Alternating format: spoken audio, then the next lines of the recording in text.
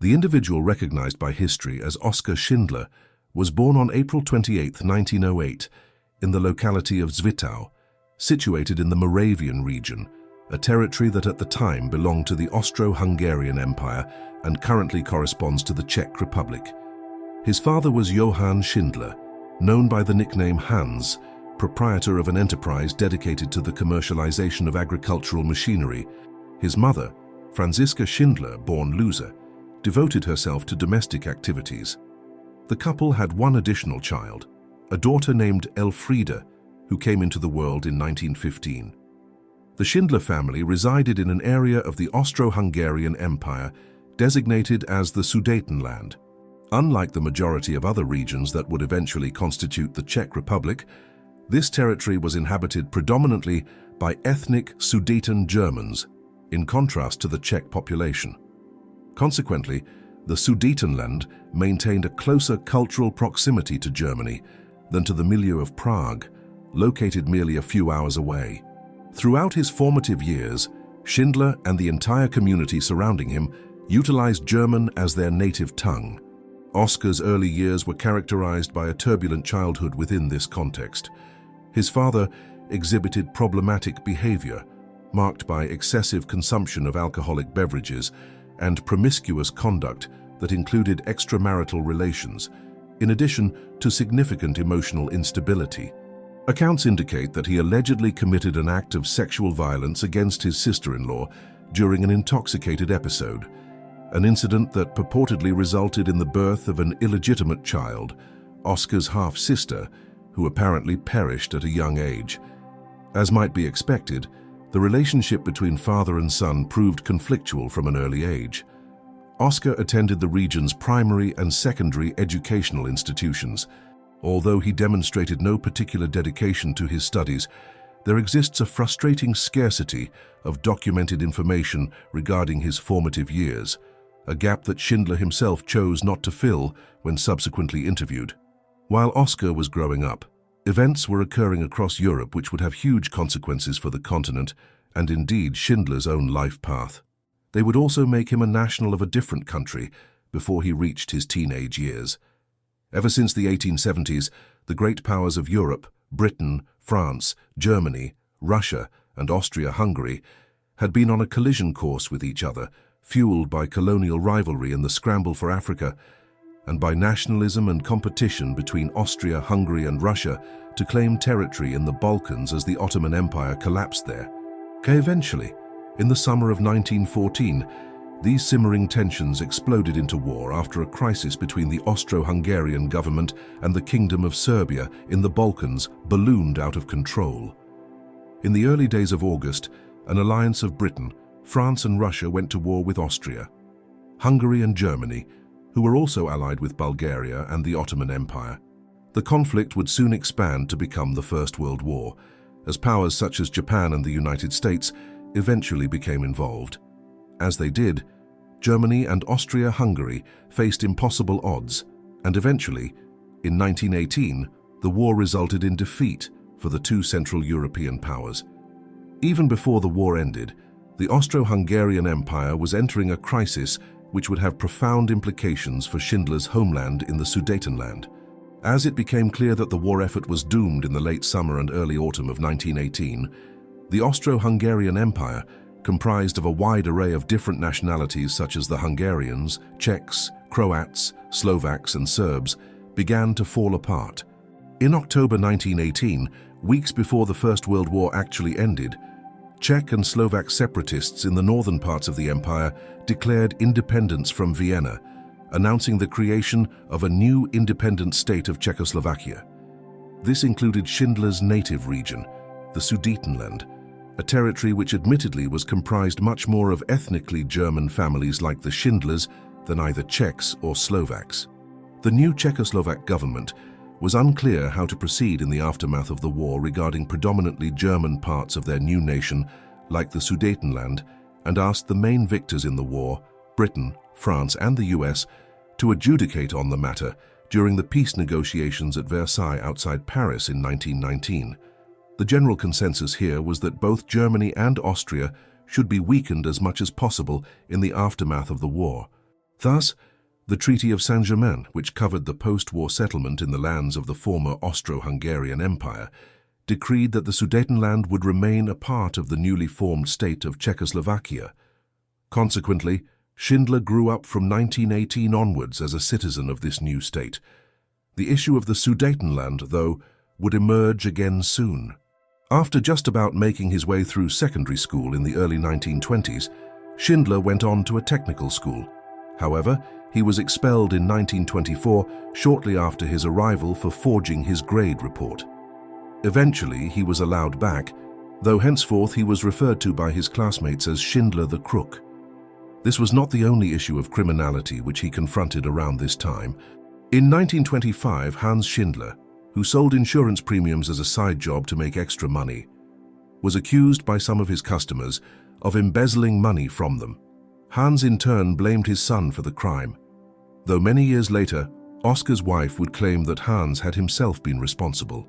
Whoever the culprit was, it resulted in further legal difficulties for Oskar when he was still shy of his 18th birthday. However, he was soon allowed to return to the technical college he had been expelled from which he managed to graduate. Following this, he headed to Brno, a larger Czech town where he took several courses on machinery, chauffeuring, and the repair and maintenance of heaters. He passed exams for these, paving the way to work in the family business. Oskar met his future wife in the autumn of 1927. Emily Millie Pelzel was 7 months older than Oskar, and from the village of Stare Malitin, about 40 kilometers from Zwittau. Her father was a prosperous farmer, and the Pelzels had a harmonious family life, in contrast to that of the Schindlers. The occasion of their first encounter was when Oskar, who had been working for his father's business on and off since 1924, had arrived at the Pelzel farm on business and tried to sell Emily's father an electric generator for their house. Oskar was apparently infatuated with Emily upon first meeting her and continued to visit the Pelzel farm thereafter, inventing reasons to do so about farm machinery and the like, but in reality, in search of opportunities to woo Emily. It worked, and after several weeks of this, she accepted his marriage proposal. They were wed on the 6th of March 1928, but from the offset, it was a problematic union. The newlyweds moved into the Schindler house, occupying the upstairs, but Hans Schindler's heavy drinking and crude behavior proved problematic. It was the beginning of a marriage that would have many peaks and valleys over the next 30 years. The years that followed did not bring much better. Oskar had received a considerable dowry from Emily's father when they married, but he then spent much of this in a somewhat reckless fashion in 1928, indulging his desire to become a race car driver. This enterprise faltered after just a few months, with the loss of much of their savings. Thereafter, he quit working for his father and took a job with the Moravian Electric Company in Brno. But this soon fell through as well, and instead, he opened a racing school. Again, this was interrupted by an 18-month stint in the Czechoslovak army, where he served in the 10th Infantry Regiment, eventually rising to the rank of Lance Corporal. However, in the climate of the late 1920s and early 1930s, there was little prospect of Czechoslovakia ending up at war, and Oskar later noted that his time as a conscript was filled more with recreational activities than any real soldiering. When his time of service was done, he returned to working with the Moravian Electric Company. But hard times were hitting Europe economically in the 1930s, and the company soon shut down. In this environment, Emily began to criticize Oskar for having squandered the money he had received from her father when they married in 1928. There was, though, a growing problem of another kind. Oskar had inherited his father's liking for alcohol.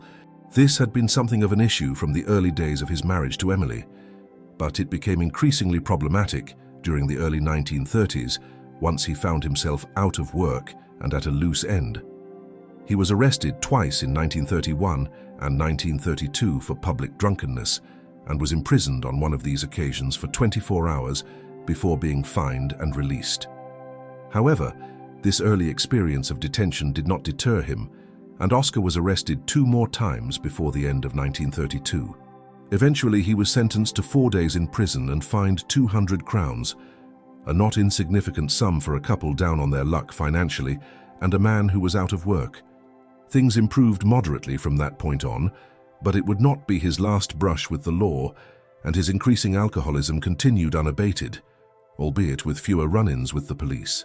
If it became more controlled over time, it was because later in 1932, Oskar did find a new job with the Yaroslav Simek Bank in Prague. He would work there for 6 years, and he and Emily moved into a large house shortly after he acquired the job, one which she later described as a mansion compared with the old Schindler house. There were further problems waiting during this period. At some stage in the early 1930s, Oskar, who had also acquired his father's womanizing ways, began having an affair with a woman called Aurelie Schlegel, whom he had known since his childhood and who had worked as a secretary for Hans Schindler. 2 illegitimate children were soon born, Edith and Oskar Jr.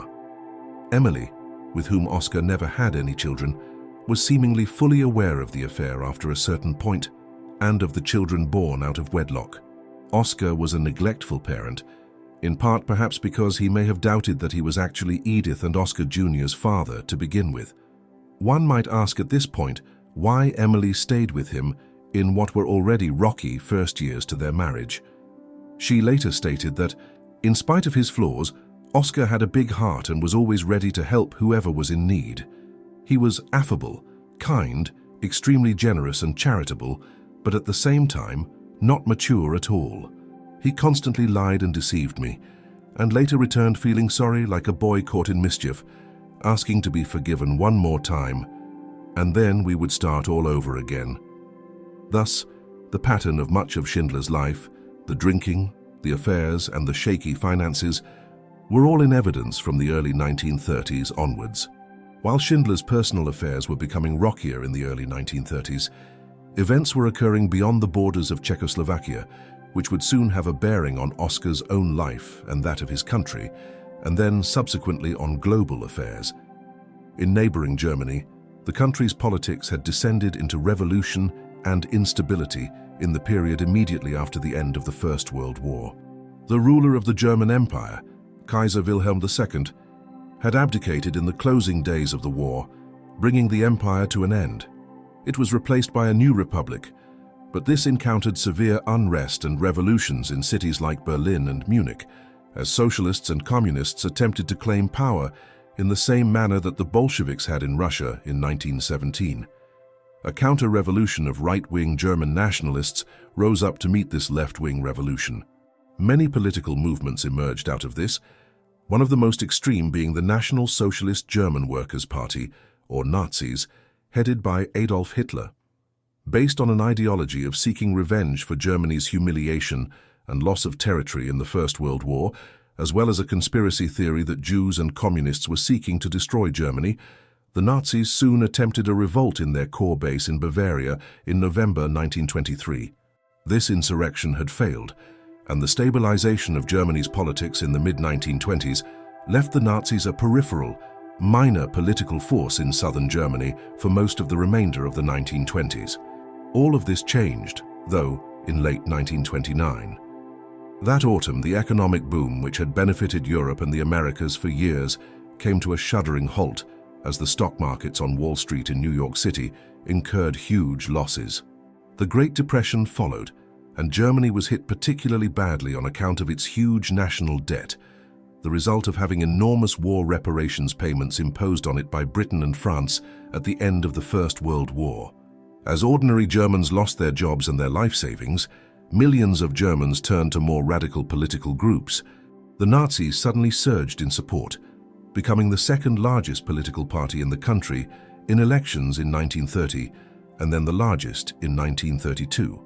Although the political establishment tried to prevent their ascendancy for a time, eventually in January 1933, Hitler became Chancellor of Germany, and the Nazis soon acquired a dictatorial grip on power following the passage of an enabling act which allowed them to rule by decree in the spring of 1933. The rise of the Nazis heralded a change in Europe's political landscape, for their political ideology included the idea of uniting all predominantly German-populated parts of Europe under the leadership of one state, a new German empire, the Third Reich. This necessarily included Austria, some parts of Western Poland and Schindler's native Sudetenland. Schindler's personal politics is a matter of considerable dispute. Following a visit to Berlin in 1931, he expressed some sympathy for the Communist Party there. It is strange then to learn that in 1935 he became a member of the Sudeten German Party, a political party which was founded in Czechoslovakia shortly after the Nazis seized power in Germany, with the goal of fostering separatist sentiment and activity in the Sudetenland. The ultimate goal of the party was to bring the Sudetenland under German control. In assessing this and much of Schindler's activities in the mid to late 1930s, we have to remember that Schindler, like many other supporters of the Nazis, cannot have predicted the extent of the genocidal violence which they would unleash across Europe in years to come. He joined the party as a German nationalist who, like a massive number of other ethnically German people in the Sudetenland, wanted to see the region united with Germany. Schindler also experienced a profound personal tragedy at this time, when his mother, whom he had loved dearly, died in 1935. Hans Schindler had abandoned her in her final illness, and Oskar, whose relationship with his father was always poor at best, never forgave him. Although they made some partial reconciliation years later in 1941. Meanwhile, in the mid-1930s, Schindler's alcohol and money problems continued. He claimed in later years that these were the reason why he joined the Abwehr in 1936, though his wife later asserted that his first contact with the agency was through an affair with a woman who was also a member of the organization, whom he met on a business trip to Krakow in Poland. The Abwehr was the German intelligence service, which had been established all the way back in 1920 during the period of the German Weimar Republic. As soon as the Nazis seized power in Germany, it was quickly turned into an instrument of foreign intelligence, used to undermine Germany's neighbors, particularly Austria, Czechoslovakia, and Poland, each of which held territory which the Nazis believed should be incorporated into a greater Germany. Schindler's activities with the organization primarily seem to have been in the shape of recruiting others, notably people in positions of influence within business and finance, a task which he was well suited to given his years working in various business roles and his acquisition of a position with the Yaroslav Simek Bank in Prague in 1932. Recruitment was seemingly not the only task Schindler undertook for the Abwehr in the mid-1930s. He was also involved in collecting information about railways in Czechoslovakia, military installations, and the Czechoslovak army. These were all tasks which Schindler was well placed to perform. He had been in the Czechoslovak army himself just a few years earlier and had extensive contacts within it, while he traveled a lot for business, providing a cover for the collection of information and the meeting of contacts. There is also little doubt as to what the information he was gathering was for. It was for the purposes of planning a potential German invasion of the country, whether to seize the Sudetenland or all of Czechoslovakia. Moreover, he was involved increasingly in the documenting of internal conditions in Poland, a relationship with the country which would have consequences in years to come. Years later, Oskar attempted to downplay the extent of his involvement with the Abwehr, claiming he was a small player who got in over his head at the time as he sought extra money to pay off his growing debts. But others stated that Schindler was one of Germany's most senior intelligence agents in Czechoslovakia during these years. The latter assessment would seem to be corroborated by the fact that he was arrested by the Czechoslovak government for espionage in the summer of 1938 and was held for several months. As Schindler was becoming more involved with the Nazis and the Abwehr within Czechoslovakia, the Nazis in Germany were becoming more aggressive on the international stage. Under the terms of the Treaty of Versailles, which had brought the First World War to an end and concluded the specific peace terms with Germany, the country was prohibited from having an army of more than 100,000 men and completely barred from establishing an air force. But in 1935, the Nazi government declared to the world its intention to breach these restrictions and began building both a new air force and recruiting upwards of 500,000 soldiers. A year later, the Rhineland region of Western Germany, which had been demilitarized under the terms of Versailles, was remilitarized. Then, as the inexorable drift towards war continued, Hitler began making it known to the European powers that he wished for Austria to unite with Germany into a greater Germany. This had been briefly proposed following the First World War, but Britain and others had prohibited such a measure. Many within Austria were in favor of the idea, but the hardline right-wing government tried its best to oppose it. That is until March 1938, when Vienna agreed to hold a referendum on the matter. Before it could ever be held, Hitler sent the new German army into Austria. In the days that followed, the union of the two countries, referred to as the Anschluss, was completed peacefully. This certainly did not end Nazi claims on foreign territory. As soon as Nazi flags were flying above Vienna, Hitler turned his attentions to Schindler's native Sudetenland. This region, he began arguing to the governments in London, Paris and Rome, should never have been allowed to form part of Czechoslovakia to begin with, as it was primarily comprised of German-speaking, some ethnically German people. Furthermore, the Nazis soon established a new paramilitary unit known as the Sudetendeutsches Freikorps within Czechoslovakia. It was clear that the intention was to launch a low-level internecine war using this militia if the Sudetenland was not given to Germany. In mid-1938, when these arguments were put forward aggressively, Britain and France were in no position to press back against Hitler's demands. They had drastically scaled back their own armed forces during the interwar period and were now ill-equipped to confront Nazi aggression. Accordingly, when a conference was convened in the city of Munich in southern Germany in September 1938 to adjudicate on the issue of Schindler's homeland, the British Prime Minister, Neville Chamberlain, and his French counterpart, Édouard Daladier, capitulated to Hitler's demands on the proviso that the Nazis would not seek any more territories in Europe. Thus, the Sudetenland passed into German control following the Munich Conference. The German annexation of the Sudetenland had more implications for Oskar Schindler than for most other inhabitants of this region. In the immediate term, it won him his freedom, as he was still imprisoned for his espionage activities at the time of the Munich Conference. He was released within days. Evidently, Schindler's role in the Abwehr in the mid-1930s must have been greater than he later claimed, for with the annexation of the Sudetenland in the autumn of 1938 and his release from prison, Oskar suddenly came into a significant amount of money. Just a few weeks later, he applied to join the Nazi Party. Though curiously, for an individual who had been an active Abwehr agent for years, his application was delayed for months on account of his several arrests in the 1930s for public drunkenness. It was finally accepted in the spring of 1939, by which time he and Emily had relocated to Ostrava, a city in the northeast of what is now Czechia, near the Czech-Polish border. Here, Schindler resumed his work with the Abwehr, continuing to act as a spy to undermine Czechoslovakia and Poland, though the details of his life at this time are again disputed, as Schindler was reticent about discussing his espionage work prior to the war in later years. The annexation of the Sudetenland did not pacify Hitler in the way that the British and French had hoped at Munich in 1938, an aspiration which seems retrospectively naive. No sooner had Nazi administrators moved into the Sudetenland than Hitler and his ministers in Berlin began planning for the complete annexation of the remainder of Czechoslovakia. This was duly undertaken in March 1939, yet still the British and French, who were now scrambling to rearm, did not declare war. This was not to occur for several months yet. In the meantime, the Nazis also moved into parts of the Baltic states by annexing the city of Memel in what had once been the Prussian part of Germany. In the weeks and months that followed, the usual set of demands began issuing forth from Berlin concerning Germany's eastern neighbor is Poland. On this occasion, London and Paris made it clear that any breach of Polish sovereignty would constitute an act of war on Germany's part.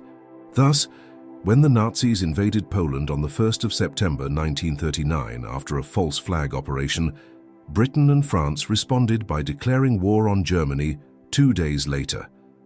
The Second World War had commenced. One of its most curious outcomes would be that it would bring a businessman from the Sudetenland with a checkered personal history to international renown. As we have seen, the details of what Schindler was doing in 1939 are not entirely clear today. This is hardly surprising. As a spy, he was trying to disguise his activities, yet while much of the finer details are not known, there is no doubting that he was involved in a significant way in gathering intelligence on Poland in the run-up to the German invasion of the country. Given this, It is also not surprising to find that he was heading for Krakow by October 1939, the city which was established as the center of the German occupation government in Poland. The country had been quickly conquered by the German Wehrmacht in a campaign which lasted little more than a month after the initial invasion. Thereafter, a huge chunk of the country was annexed to Germany, but the central and southern parts of Poland were formed into a new entity named the General Government of Poland. This included the cities of Krakow and Warsaw. The goal of the General Government was to prepare this region for a form of modern colonization, whereby the Polish population would be turned into an underclass who would serve German newcomers who moved to the region. It was here in the General Government that Schindler would spend most of the Second World War. Schindler did not arrive in Poland as a Nazi official or in his capacity as an Abwehr agent. He remained a member of the intelligence service until 1940, but after the invasion of Poland, his role within the organization was largely in abeyance. Rather, his purpose in traveling to Krakow in the days after the completion of the conquest of the country was to use his position as someone who had facilitated the German takeover of both Czechoslovakia and Poland and had influence within the Nazi regime to develop business interests in occupied Poland. He also had previous contacts and experience of Krakow, having visited the city on business in years gone by. At first, his actions in the late autumn of 1939 took the shape of operating as a black marketer and smuggler. This was a period when, as in any war or its immediate aftermath, government oversight and regulation was minimal, and people who were able to wheel and deal could acquire small fortunes during the rapid changeover of businesses and properties. Schindler was able to use his contacts and some bribes to put himself into an advantageous position in this environment, and soon had accumulated a large amount of money. He was quickly able to put both his cash and his influence to more sustained use. In January 1940, he acquired the ownership of a factory in Krakow, using money provided to him by a number of Jewish financiers who were looking to disguise their wealth as much as possible at this time before it was effectively robbed from them by the Nazi regime. At the factory, Schindler set up a business making enamelware, which he named the German Enamelware Factory. It started small, with Schindler hiring just over half a dozen Jewish workers, including a man called Abraham Bankier, who had owned the factory before Schindler purchased it. It should be noted, though, that Schindler's motive to hire Jewish workers at this point may have been more motivated by economics than ethics, as the laws which the German occupation government had put in place stipulated that Jews had to be paid less than their Polish equivalents, and Krakow was a city with a very large Jewish population. Before long, Schindler was hiring more and more Jewish workers as his operation was a major success, in large part because Schindler was able to use his influence and contacts within the Nazi regime to acquire contracts to provide his enamelware to the German army. And as it met with success, Schindler, for the first time in his life, found himself not only out of debt, but acquiring considerable wealth very quickly.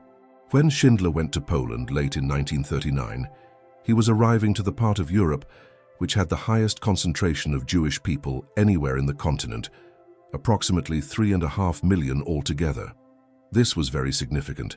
The Nazis were rabidly anti-Semitic, and Hitler's political creed was based on the idea that a vast Jewish conspiracy was afoot to destroy Germany and the Aryan races of Europe. Accordingly, from their very first ascent to power in 1933, the regime had begun persecuting Germany's roughly 500,000 Jewish people.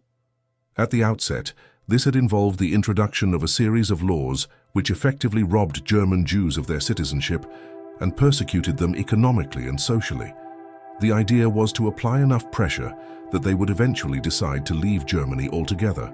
However, even before the war broke out, there was a drift towards a more extreme approach to what was deemed the Jewish question by the Nazis. In November 1938, a series of pogroms occurred in coordinated attacks across Germany, Austria, and the Sudetenland, whereby Jewish businesses, synagogues, and homes were attacked. Hundreds of Jews were killed, and tens of thousands were detained and sent to concentration camps, which had been constructed across Germany to house political prisoners and supposed enemies of the Nazi state. These attacks on Kristallnacht, or the Night of the Broken Glass as it has become known, presaged events from September 1939 onwards. Once the Nazis arrived in Poland, they could no longer look to simply pressure the Reich's Jews into leaving, not when millions of Jews lived in Poland. As such, more aggressive measures were deployed from late 1939 onwards. These involved the severe disenfranchisement of the country's Jews, but also a policy of forcing Poland's Jewish people to move into ghettos in certain cities, the most notorious of which was the Warsaw Ghetto. This was effectively turned into a vast open-air prison in 1940 and 1941, one which housed nearly 400,000 Polish Jews in an area of land measuring under 4 square kilometers. At its peak, there were 8 or 9 people living on average in every room in the ghetto. Beyond these cramped conditions, life in the Warsaw Ghetto had some surface veneer of normality in the early part of the war, but in reality, the Nazis began starving the Jewish people within to death, severely restricting the food supply into this part of the city in the months that followed, so that the average Jew here was surviving on just a few hundred calories of food per day. Other plans were afoot to forcibly deport millions of Jews beyond Europe's boundaries to the Levant, or writes in a particularly dystopian plan, to the East African island of Madagascar. However, these would soon give way to even more insidious plans in ways which would shape Schindler's life.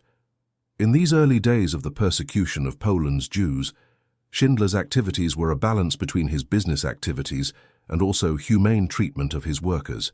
For instance, unlike the conditions which prevailed for Jews elsewhere, Schindler invested money setting up proper kitchens and dining areas for his workers in his factories, as well as a small doctor's clinic to see to their medical needs. Despite his work for and close ties to the Nazis, Schindler was seemingly never possessed of anti-Semitic feelings of any kind. He joined the Nazis despite their racial ideology, not because of it. This favorable treatment of his Jewish workers was probably tolerated by the Nazi authorities in Krakow because they viewed Schindler as a largely harmless figure. In this respect, his heavy drinking, carousing, and womanizing behavior actually became beneficial during the war. Many Nazis who might otherwise have scrutinized his conduct more closely overlooked his activities. Indeed, on one occasion when some members of the secret police, the Gestapo, called to Schindler's factory to question him about some of his workers, he appears to have gotten them drunk before sending them on their way a few hours later. Schindler's efforts to shelter Jewish workers would dramatically increase in scale from 1942 onwards. This was owing to a new development in the Nazi state's approach to the Jewish people within its borders. In the course of 1941, Hitler and his senior ministers had become increasingly confident that they would not have to answer for anything they did within their borders to any foreign power. By that time, they had conquered virtually all of Western Europe. Only Britain remained unbowed, and across the Atlantic Ocean public opinion in the United States was against entry into the war, despite the personal desire to do so of President Franklin D. Roosevelt. In this environment, when an invasion of the Soviet Union was commenced in the summer of 1941, SS death squads were sent in behind the army to massacre hundreds of thousands of Jews in Ukraine and other regions. Back within the borders of the Third Reich, a new strategy was decided upon. A policy of identifying and detaining all of the Jewish people and sending them to a number of death camps in Poland, such as Auschwitz-Birkenau, Treblinka, and Sobibor, where they would be gassed to death. The final solution, as it was termed, was decided on by the late summer of 1941 and was to be put into effect from the start of 1942. Schindler's experience of the Holocaust, which would follow from the final solution, was not through direct experience of the death camps, but rather through a smaller concentration camp called Kraków-Płaszów. Kraków-Płaszów was largely a labor camp and a holding center where large numbers of Jews from Krakow and other locations were interred for weeks or months before being sent by train to Auschwitz or one of the other death camps. Although originally a small detention center where just over 1,000 prisoners were held, it was expanded in the course of 1942 and 1943 to hold in excess of 10,000 people at any given time and would hold nearly 20,000 prisoners at its peak. While they were kept here, people were effectively used as slave labor, and here was where Schindler came into the equation. As the war dragged on, he found it increasingly difficult to find workers for his factories. and the regime began offering him labor from Kraków-Płaszów. Schindler accepted and would spend the next few years trying to save as many people as he could. It was a constant struggle, in large part because Kraków-Płaszów was overseen by Amon Goth as commandant, an Austrian member of the Waffen-SS. Goth was a drunken sadist who often shot prisoners indiscriminately for little or no reason.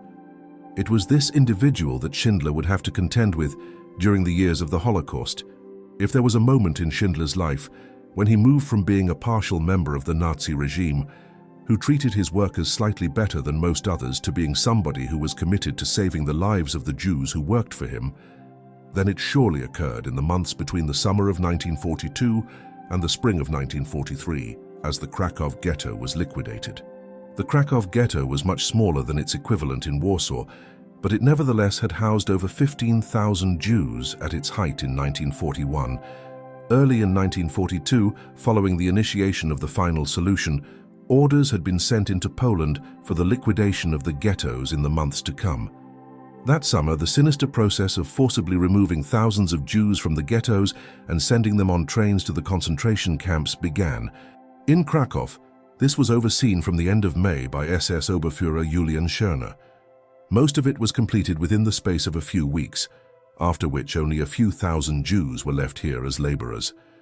The final liquidation of the ghetto consequently did not occur until March 1943. It was carried out under the command of Amon Goth. During this time, several thousand of those who were left here were sent to Kraków-Płaszów, but upwards of 2,000 Jews who were deemed unfit for work were killed in the streets of the ghetto. Schindler witnessed these events and was appalled. From that point onwards, his sole objective in Poland was to protect the lives of as many Jews as possible. In the months that followed, Schindler began using his privileged status as a supplier of goods to the German army to undertake his work of saving those who would later become known as Schindler-Jude or Schindler Jews. Because his factories were deemed necessary for the war effort, he was able to continue hiring Jews from Kraków-Płaszów even after the final solution was commenced, and to have them brought to his factories, removing the danger of either being sent to the death camps or falling to Amon Goth's sadistic urges. The commandant of the camp was known to wander about Kraków-Płaszów, drunk, shooting Jewish detainees on the merest pretext, so any Jew who was sent to Schindler's factories to work was removed from the danger of possible sudden death. When these workers were threatened with being sent to Auschwitz as the Holocaust intensified, Schindler would often falsify paperwork in order to make it seem that they were an essential part of his operations. For instance, housewives and lawyers were certified by Oskar as having invaluable skills as metal workers or mechanics.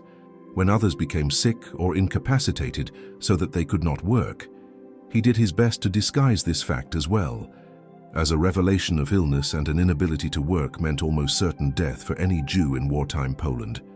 These actions created great personal danger for Schindler. Between 1942 and 1944, he was arrested and questioned by the Gestapo on several occasions on charges of irregularities in the paperwork he was filing and of showing excessive favor to his Jewish workers. Despite this, Oskar did not desist. He even undertook a highly risky trip to the Hungarian capital of Budapest in 1943 to meet two senior members of the huge 750,000-strong Hungarian Jewish community. There he provided them with extensive details about what was occurring in Poland, information which no doubt helped to save many lives when the Nazis took over direct control of Hungary in the spring of 1944 and extended the Holocaust into the country. Schindler visited Budapest on several occasions and brought back money to help finance the Jewish resistance movement within Poland. Ironically, his earlier activities with the Abwehr in the 1930s had acted as a kind of training for his later work supporting the Jewish underground in Central Europe. As well as endangering himself, Schindler's activities by 1943 were also impoverishing him once again. The extensive contracts which Schindler had acquired in 1940 to supply the German army with enamelware had briefly made him a rich man in the early 1940s, particularly once the German invasion of the Soviet Union was entered into in 1941, and millions of German soldiers and auxiliary staff needed to be supplied with his goods. However, from 1942 onwards, Schindler began spending huge amounts of money on obtaining foodstuffs and other supplies such as medicines for the Jews who worked in his factories. The Nazi regime itself provided only a tiny amount of food to each Jewish laborer. Schindler made up the deficit. This was no mean task for a man who, at the height of his operations in 1942 and 1943, was employing over 1,500 Jewish workers in his factories in and around Krakow. Furthermore, the scale of the goods which he was obtaining could not be brought in without attracting attention, and Schindler also had to spend considerable amounts of money on bribes. He would later state that he spent a sum in excess of $1 million on these activities. This would equate to upwards of $20 million in today's money. By the time the war ended in 1945, Schindler was as broke as he had been when it started. Schindler's efforts to shield hundreds of Jewish people from the Polish camps would ultimately have been in vain if the war had continued to go in Germany's favor. Had it done so, eventually, nearly all of Europe's Jews would have been killed. However, that was not the case. Initially, the war had proceeded extremely well for the Nazis, with Poland being conquered swiftly in the autumn of 1939, followed by quick invasions and occupations of Denmark and Norway in the spring of 1940. That summer, a remarkably swift campaign westwards had resulted in the Low Countries and France being brought under Nazi rule. Britain, though, was another matter. Its navy and its position as an island ensured it was the one state in Europe other than the Soviet Union which could resist Nazi aggression. Thus, after a brief bombing campaign and efforts to force the British to surrender in late 1940 and early 1941, Hitler turned his attentions eastwards towards the Soviet Union, initiating an enormous land invasion of Ukraine, eastern Poland, and the Baltic states in the summer of 1941. At first, this met with major success, and the German armies were nearing Leningrad and Moscow by the autumn. But then, as the Russians began to pump enormous manpower into their war machine, the German advance stalled.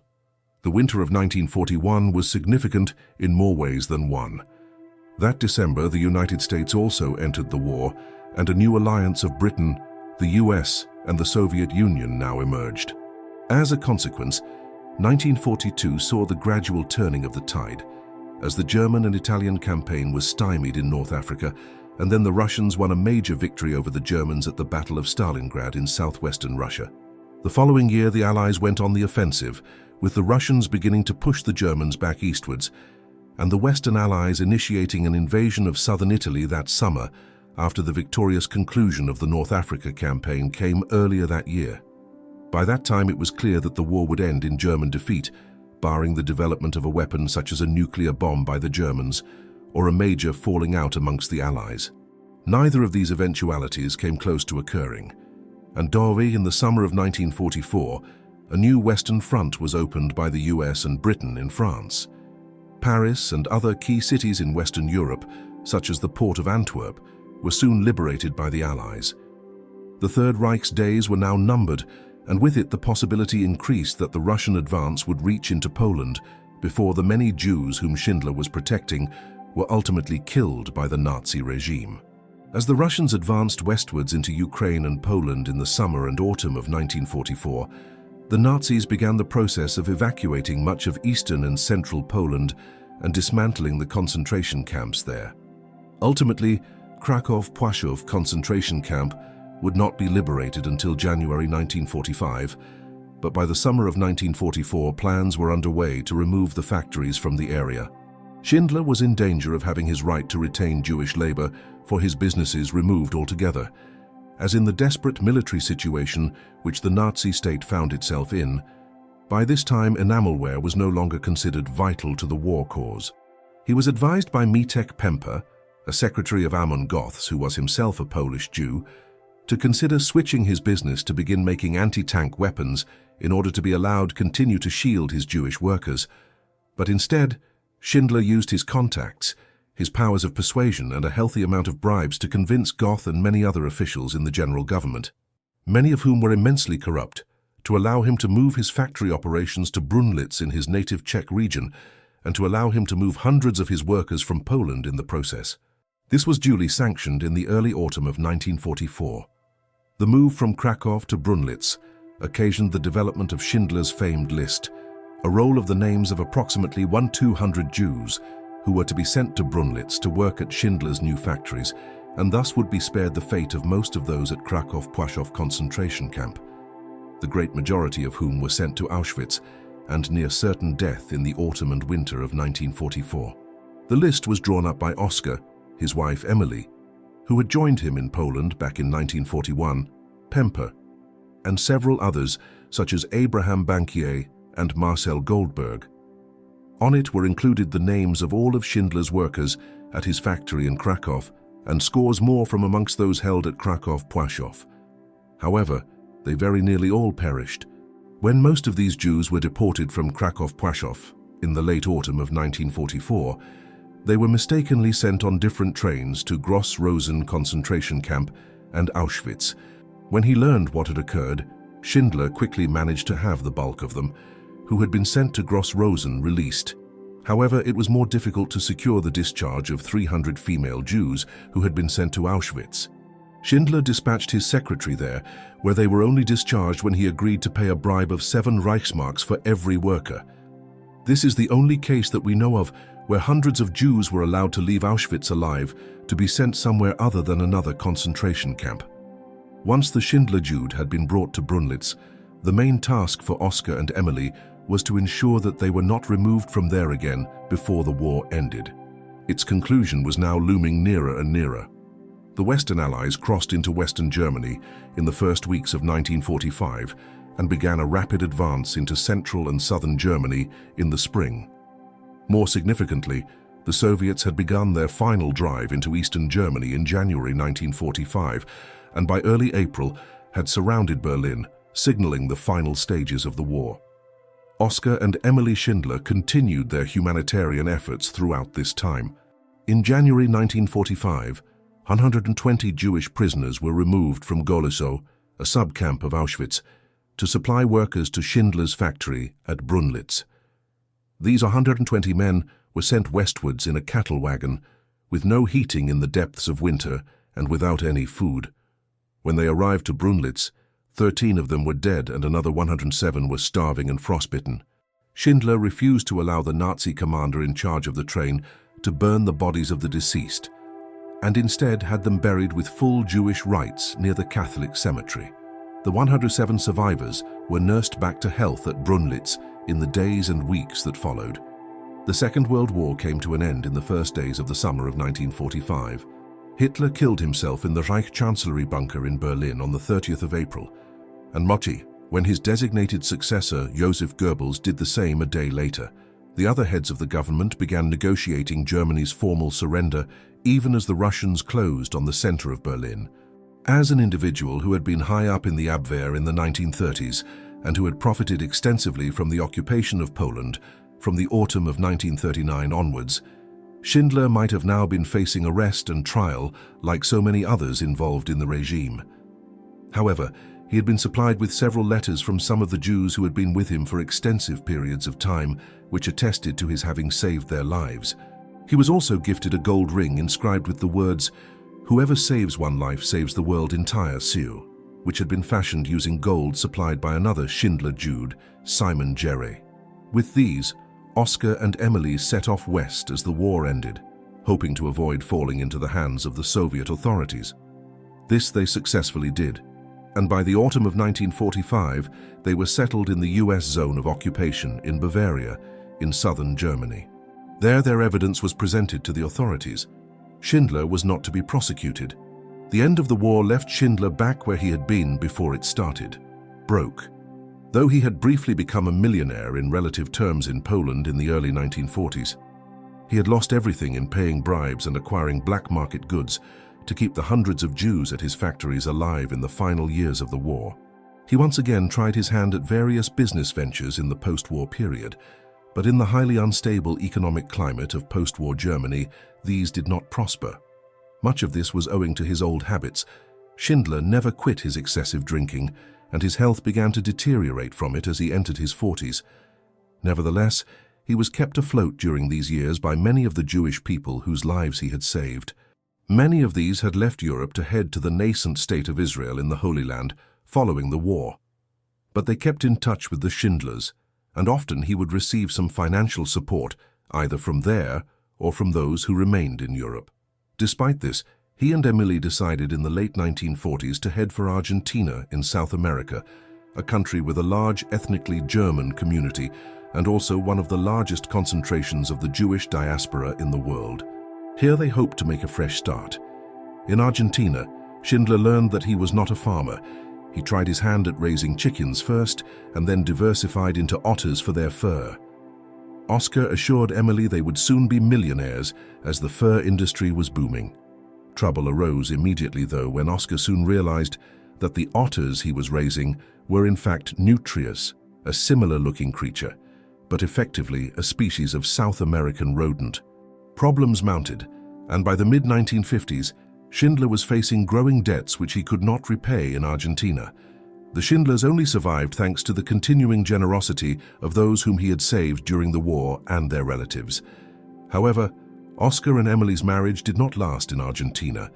She was burned out from years of dealing with his drinking, laziness, failed business ventures, and infidelities. She possibly considered it a blessing in 1957 when he effectively abandoned her and headed back to Germany. Back in Europe, Schindler struggled on, business ventures came and went, and in 1963 he was forced to declare bankruptcy.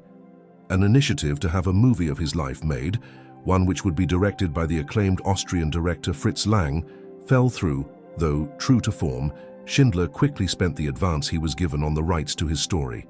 In 1964 he suffered a heart attack. It was the beginning of a period of ill health which plagued him until his death in 1974 at 66 years of age. Perhaps somewhat unsurprisingly, he succumbed to liver failure in the end. Since his passing, Schindler has been justifiably honored and commemorated through numerous tributes and recognitions. Indeed, this process of acknowledgement had commenced considerably before his death. The Schindler-Juden, or Schindler Jews, those individuals who effectively survived the systematic genocide of the Holocaust as a direct consequence of his interventions, provided substantial support during his post-war difficulties and financial struggles.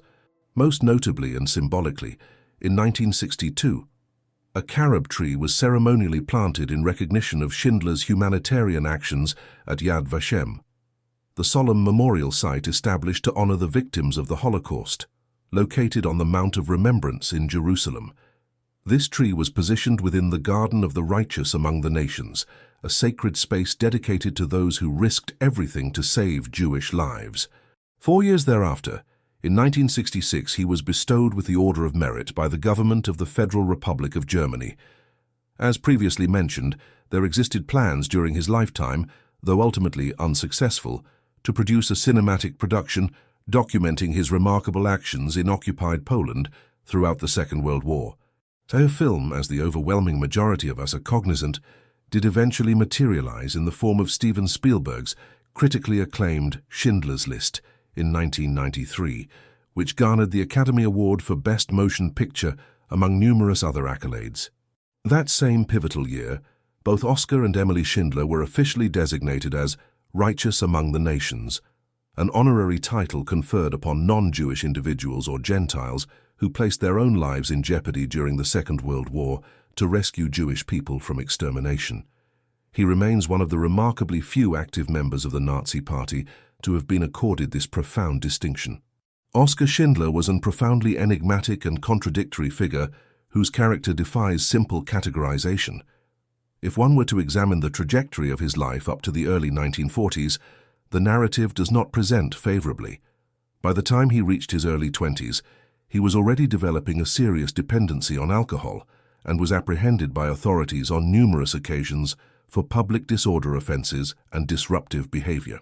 His matrimonial relationship with Emily was deeply troubled and marked by persistent discord, and he engaged in a succession of extramarital affairs, one of which resulted in the birth of 2 illegitimate children, neither of whom he is documented to have supported or cared for with any degree of responsibility.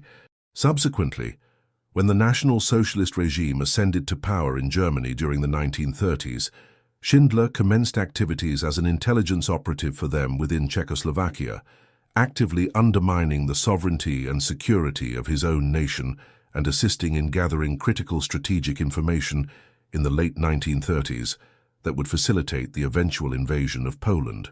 Although the precise details of his espionage activities remain necessarily obscured and shrouded in secrecy, there appears to be little reasonable doubt that he functioned as one of the Nazi regime's most senior and valuable intelligence operatives in Czechoslovakia throughout the mid to late 1930s.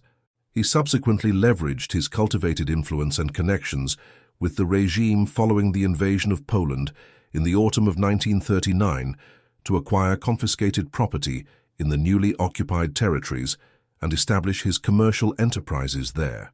Much of this entrepreneurial activity was effectively systematic asset appropriation from a conquered population, a nation whose vulnerabilities he had personally helped to expose through intelligence gathering prior to the invasion.